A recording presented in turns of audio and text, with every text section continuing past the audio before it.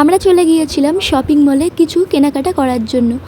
তো দেখো বড় সড়ো একটা আয়না দেখে আমরা দাঁড়িয়ে পড়লাম নিজেদেরকে দেখার জন্যে।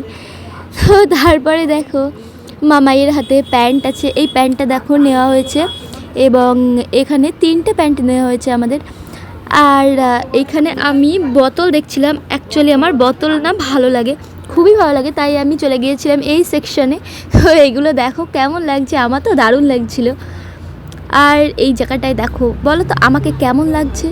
আর এখানে দেখো চলে এসেছে জামা নিতে, বুঝতেই পারছো তোমরা যে এখানে কার জামা নেওয়া হচ্ছে, তো সেটা আর আমি বললাম না। তো দেখো এত সুন্দর লাগছিল না, চারিদিকে শুধু জামাই জামা, উফ দারুণ লাগছিল। এই জামাটা দেখো হেভি লাগছে না।